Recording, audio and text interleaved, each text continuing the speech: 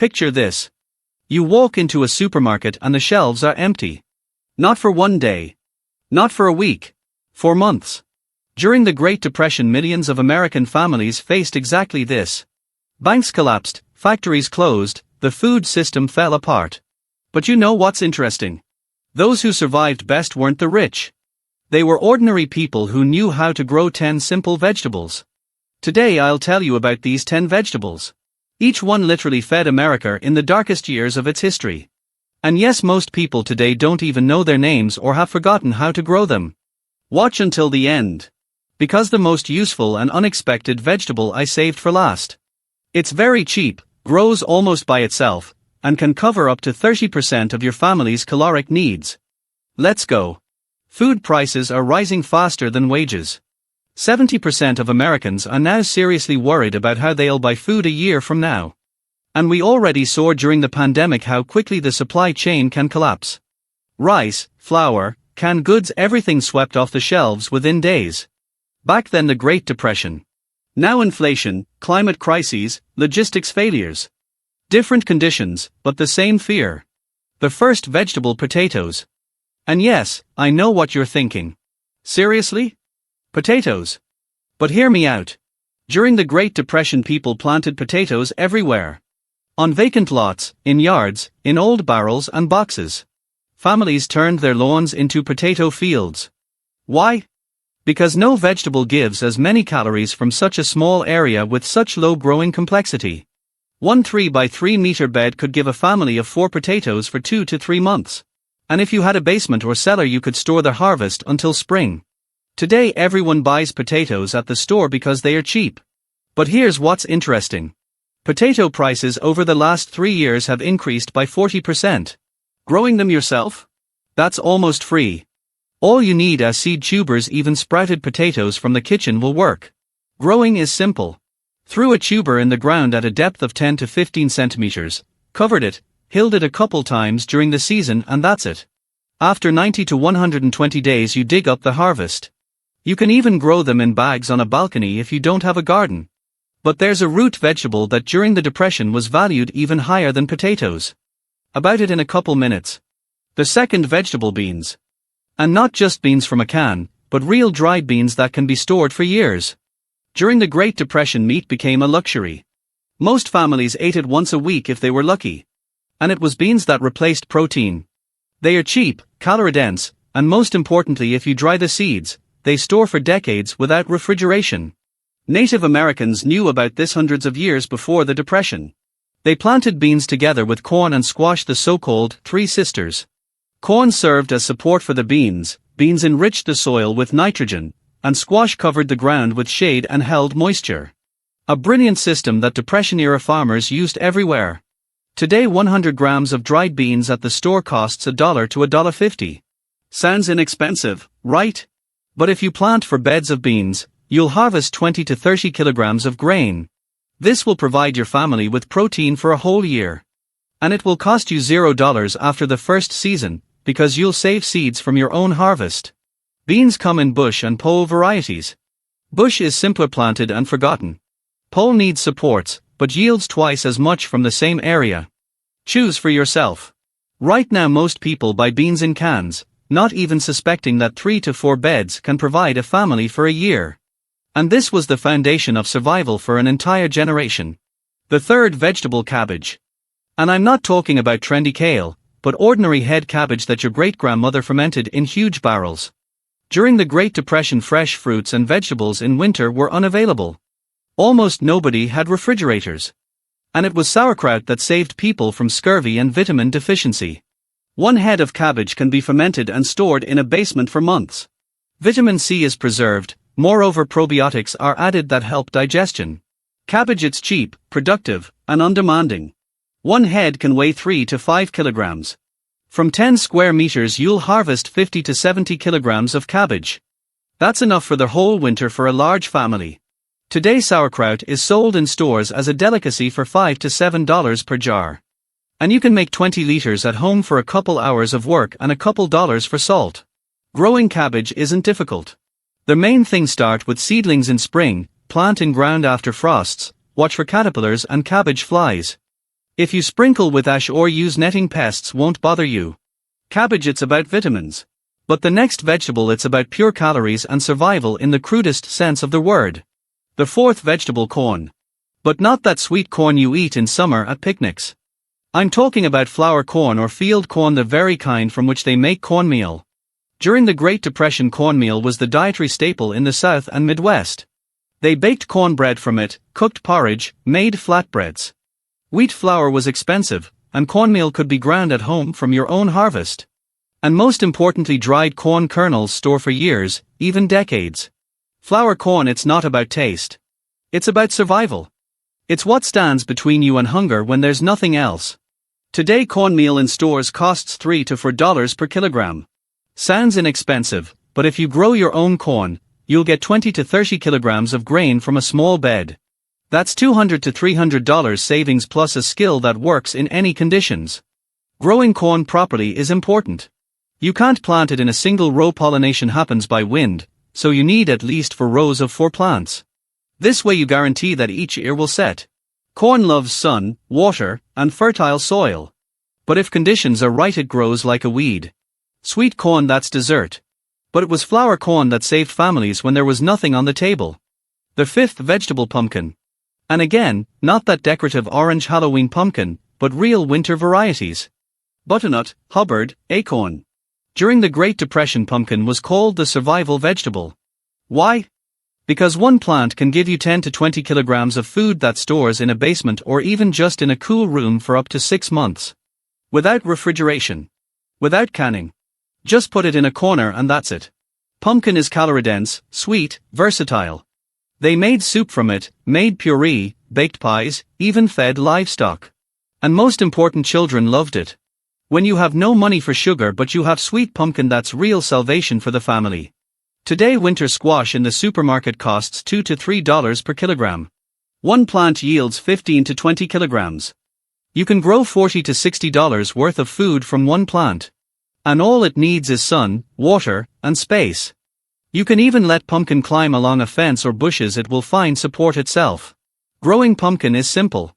Planted a seed in late spring, watered a couple times a week, and then it grows itself. The main thing, leave it space, because vines spread for several meters.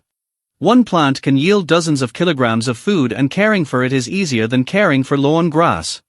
The sixth vegetable, turnip. Or more precisely, turnip and its big sister, rutabaga. This is where it gets interesting. Because turnips during the Great Depression were often despised. They were called food for the poor, livestock feed. But you know what? It was turnips that kept thousands of families from real starvation. Turnips grow fast, 40 to 60 days from sowing to harvest. You can sow them early spring, midsummer, and even fall. 3 harvests per season. They tolerate light frosts, grow in poor soil, require almost no care. And most importantly, they are cheap. A packet of seeds for $1 gives you 50 to 70 root vegetables. Rutabaga, it's the same thing, but twice as large and sweeter. It stores until spring in a basement, and you can make anything from it. Soups, stews, roast it, make puree. If you cook it right, it's tasty. But even if not tasty, it's filling. And in times of crisis, that's more important. Today you can barely find turnips in supermarkets.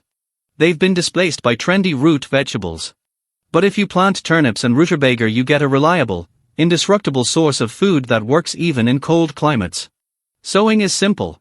Make a furrow, pour seeds, cover with soil. In 2 months you pull out the harvest. No complications. This is that very vegetable people brush off in the supermarket. But during a crisis, this was gold. The seventh vegetable, carrots. A classic that everyone knows, but few grow themselves. During the Great Depression, carrots were one of the main sources of vitamins in winter. They are easy to store. Just bury them in a box with sand in the basement and they'll last until spring. No need for refrigerators, canning, nothing.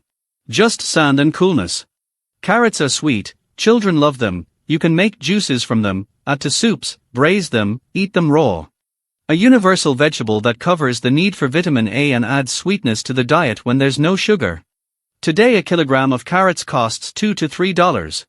One bed 1 by 3 meters gives you 10 to 15 kilograms of carrots. That's $30 to $40 savings. But it's not about money. It's about not depending on the store. Growing carrots is slightly more complex than turnips. They need loose soil if the ground is dense. Root vegetables turn out crooked and small. Seeds are small, they are hard to sow evenly. But if you try, the harvest will be excellent. The main thing: don't overcrowd plantings. Thin out seedlings when they grow to 5 to 7 centimeters, leave 3 to 5 centimeters distance between plants. Then each carrot will grow large and even. But there's a root vegetable that stores even better and gives more flexibility in recipes. The eighth vegetable: onions. And I know, technically it's not a vegetable in the botanical sense, but who cares when you're hungry? During the Great Depression, onions were the basis of almost any dish. You have turnip, cabbage, a bit of flour. Add onion and you already have soup. Onion gives flavor, aroma, it has antiseptic properties, helps with colds. This isn't just food, it's medicine. Onions store for months. Just braid them and hang in a dry place, they'll last until the next harvest. No cellars needed. Today a kilogram of onions costs $1.50 to $2. Cheap? Yes. But if you grow your own onions, you get not only savings, but confidence.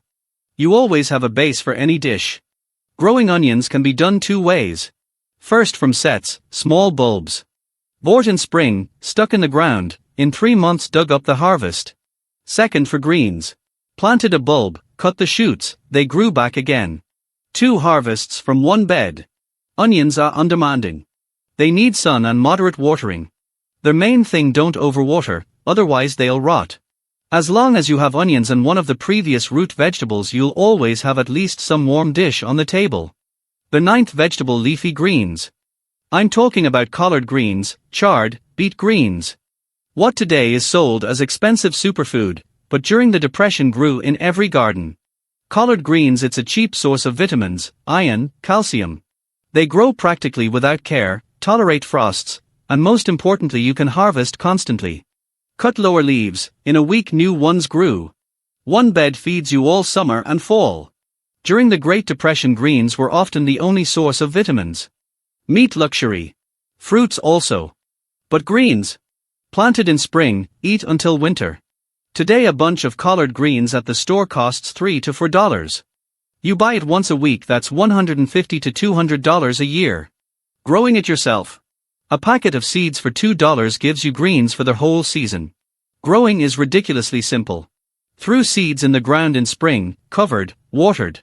Then it grows itself. The only thing: watch for slugs and caterpillars, they love young leaves. Chard is especially good, it has bright colored stems, red, yellow, orange. Looks beautiful in the bed and on the plate. But mainly reliable. One vegetable remains. It's not the prettiest, not the trendiest, but it's the one I'd put in first place in a survival garden. And so we've reached the 10th vegetable. The main hero of this list. Jerusalem artichoke. Or as it was called in America, Jerusalem artichoke, earth pear. During the Great Depression, this vegetable was often considered pig feed. Farmers planted it at the edge of the field and didn't pay much attention. But those families who knew how to grow and cook it practically didn't know hunger. Why? Because Jerusalem artichoke, it's the most indestructible vegetable on the planet. Listen carefully. Jerusalem artichoke, it's a perennial plant. You planted it once and it grows 20 to 30 years without replanting.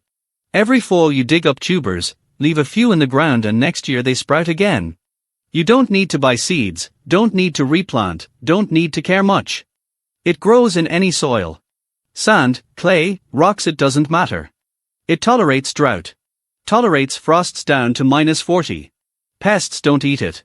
Diseases don't touch it. This is a tank plant. And most importantly, yield. One plant gives 2 to 3 kilograms of tubers. If you plant 10 plants, you get 20 to 30 kilograms of food. Every year. Without effort. Jerusalem artichoke tubers taste like sweet potato with a nutty undertone. You can fry, boil, bake them, eat them raw in salads.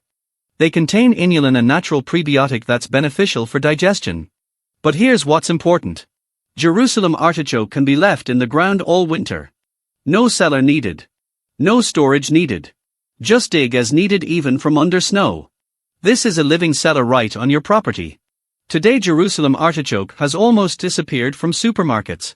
Why? Because it's ugly. Because it's inconvenient to transport. Because it has a short shelf life after digging it wilts quickly. Industrial agriculture doesn't suit it. But for you, for your family, it's the ideal vegetable. Planted once and you have a guaranteed source of calories for decades ahead. Growing is simple. Bought tubers in spring can be at a garden center, can be ordered online. Buried at 10 centimeters depth, 1 meter apart from each other. Watered a couple times in the first month. That's it. Then it grows itself. In fall, cut stems, dug up tubers. Left a few in the ground and the cycle repeats. Only warning. Jerusalem artichoke spreads aggressively. If you don't want it to take over the whole garden, plant it in a limited space or at the edge of the property. If I had only one vegetable for a survival garden, I'd choose Jerusalem artichoke. So, let's quickly put it all together. Carbohydrates and calories. Potatoes, corn, pumpkin, turnips, Jerusalem artichoke. This is your energy, this is what keeps you on your feet. Protein. Beans. Replaces meat, stores for decades. Vitamins. Cabbage, carrots, leafy greens. This is your protection from diseases, your immunity. Flavor and kitchen foundation. Onions. Turns a set of vegetables into real food. If you allocate at least 50 square meters for these crops, you will. First, reduce dependence on the supermarket. You'll stop panicking every time prices jump 20%. Second, create a food reserve. If a crisis happens tomorrow, you have a plan B. Third, master skills that saved millions of people 100 years ago. Skills that work regardless of economy, politics, and supply chains. During the Great Depression, people had no choice. They had to learn to grow food to survive. The stakes were extremely simple. Learn or die of hunger. We still have a choice now. We can learn in advance, while store shelves are full. Or we can wait until the system fails again, and it will. It's a matter of time, and then learn in panic, in a hurry, when the price of error is a hungry family. I know my choice. So here's what I propose. Choose at least one vegetable from this list. Just one. And write in the comments. Which will you plant first and why? Don't just watch this video and forget. Write in the comments. Fix your intention. And if you want me to make a separate video for each of these vegetables, detailed instructions on sowing, care, harvesting, storage, let me know. I'm ready to dig deeper. But mainly start. Because knowledge without action is worth nothing. Thanks for watching until the end. See you in the next video.